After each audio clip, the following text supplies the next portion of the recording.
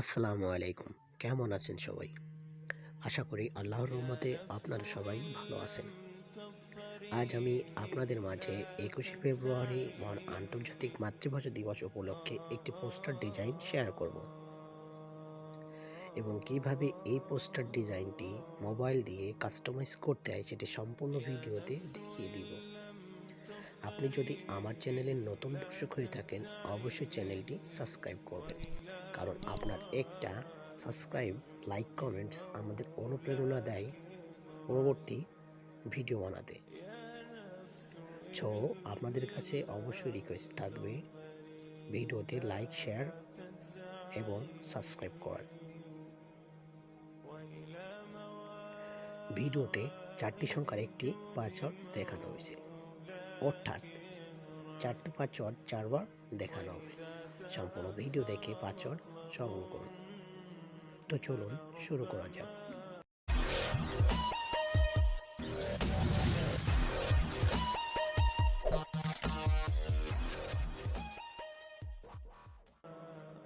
সর্বপ্রথম আপনাকে এই ভিডিওর ডেসক্রিপশন বক্সে আসতে হবে।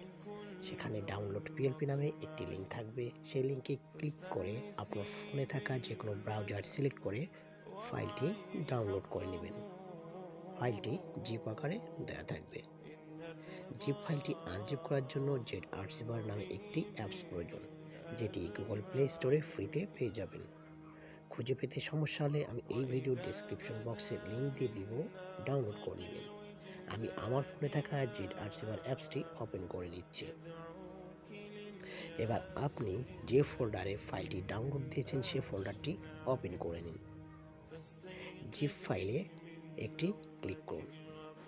এবার 3 নম্বর অপশনে দেখুন এক্সট্রা টু /archive name, এখানে একটি ক্লিক করুন। এবার সম্পূর্ণ ভিডিও দেখে 4 সংখ্যার পাসওয়ার্ড সংগ্রহ করে দেন পাসওয়ার্ডগুলো টাইপ করে ওকেতে প্রেস করবেন। তাহলে আপনার ফাইলটি এক্সট্রাক্ট বা আনজিপ হয়ে যাবে। ফাইলটি এক্সট্রাক্ট বা আনজিপ হওয়ার পর ফাইলটি আপনাকে কাস্টমাইজ করতে হবে। মোবাইলে কাস্টমাইজ করার জন্য আপনাকে পিক্সেল ল্যাব নামে একটি অ্যাপস প্রয়োজন, যেটি গুগল প্লে স্টোরে ফ্রিতে পেয়ে যাবেন। খুঁজে পেতে সমস্যা হলে আমি এই ভিডিও ডিসক্রিপশন বক্সে new version pixel lab and old version pixel lab দুটার লিঙ্ক দিয়ে দেব। আপনারা যে কোনো একটা ডাউনলোড দিয়ে ইনস্টল করে নেবেন। আমি আমার ফোনে পিক্সেল ল্যাব অ্যাপস ওপেন করে নিচ্ছি।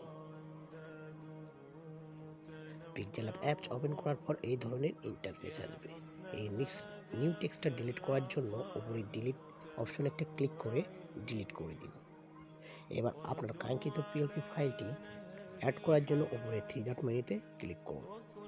এবার নিচে দেখুন open.plp ফাইল, এখানে একটি ক্লিক করুন। এবার সবার উপরে দেখুন .plp নামে একটি আইকন, এখানে একটি ক্লিক করুন।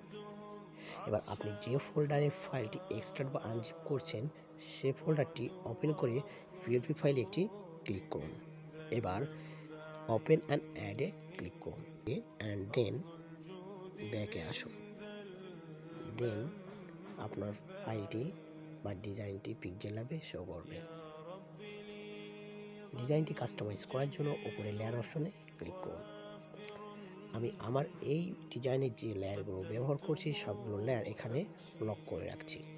আপনার যে লেয়ারটি কাস্টমাইজ করার প্রয়োজন সেই লেয়ারটি অবশ্যই আনলক করে নিয়ে দেন কাস্টমাইজ করে নেবেন।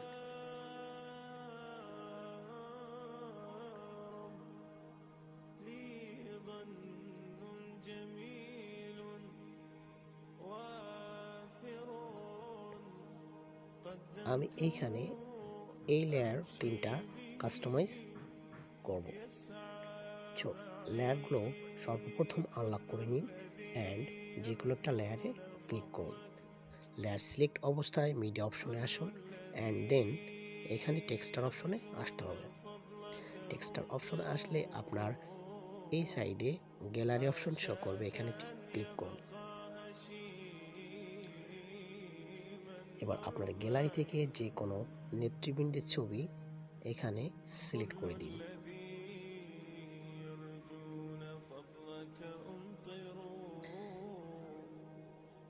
নেতৃবৃন্দের ছবি সিলেক্ট করে দিন, একটু স্কেলটা আপ ডাউন করে নেবেন যেন পারফেক্টভাবে ছবিটি সেভ হয়ে থাকে। এইভাবে এই 3টা লেয়ারই সম্পূর্ণভাবে কাস্টমাইজ করে নেবেন। আপনি যদি এই শোর জন্য ছবিটি চেঞ্জ করতে চান তাহলে এই ছবিটি সর্বপ্রথম সিলেক্ট করে ডিলিট অপশনে দিয়ে ডিলিট করে দিতে হবে। দেন উপরে দেখুন প্লাস মেনু, এখানে একটি ক্লিক করে ফ্রম গ্যালারি থেকে ব্যাকগ্রাউন্ড ইরেজ করা যে কোনো একটা ছবি সিলেক্ট করে নিন। সিলেক্ট করে নিয়ে ছোট বড় করে সম্পূর্ণভাবে এখানে কাস্টমাইজ করে দিবেন। কাস্টমাইজ করার পর আপনার সৌজন্য নামটা চেঞ্জ করার জন্য সর্বপ্রথম নামটা লেয়ার অপশন থেকে আনলক করে নিন। আনলক করে নিয়ে লেয়ারটি ক্লিক করে ডাবল ক্লিক করুন, তাহলে আপনার কিবোর্ড অপশন আসবে। এইখানে আপনার সৌজন্য নামটা টাইপ করে ওকেতে প্রেস করে দিন। দেন সুন্দরভাবে রিসাইজ করে এখানে বসিয়ে দিন। আপনি চাইলে লেখার কালারও চেঞ্জ করে নিতে পারবেন। সেজন্য টেক্সট অপশন এসে কালার অপশনে আসতে হবে। এসে যে কোনো কালার সহজেই দিয়ে সেট করে দিতে পারবেন। এইভাবে আপনি চাইলে যে কোনো লেয়ারগুলো আনলক করে নিয়ে সুন্দরভাবে কাস্টমাইজ করে দিতে পারবেন। অ্যান্ড সর্বোপরি ডিজাইনটি কাস্টমাইজ করা হয়ে গেলে ফাইলটি সেভ করতে হবে। সেভ করার জন্য উপরে দেখুন সেভ মেনু, এখানে একটি ক্লিক করুন। এবার নিচে দেখুন সেভ অ্যাজ ইমেজ, এইখানে একটি ক্লিক করুন। আপনি যদি ডিজাইনটি সোশ্যাল মিডিয়াতে পোস্ট করতে চান এখানে ইমেজ ফরম্যাট অ্যান্ড কোয়ালিটি যেটা আছে এটা দিয়েই সেভ টু গ্যালারিতে সেভ করে নেবেন। আর যদি ডিজাইনটি প্রিন্ট করতে চান অবশ্যই ইমেজ ফরম্যাটের জেপিজি এর জায়গায় পিএনজি করে দিবেন। আর যে কাস্টম সাইজটা আছে এটি দিয়েই সেভ করে নেবেন। তো এই ছিল আমার আজকের ভিডিও। ভিডিওটি ভালো লাগলে অবশ্যই লাইক, শেয়ার অ্যান্ড কমেন্টস করবেন এবং পরবর্তীতে কোন ধরনের ভিডিও চান অবশ্যই কমেন্ট বক্সে জানিয়ে দিবেন। আসসালামু আলাইকুম।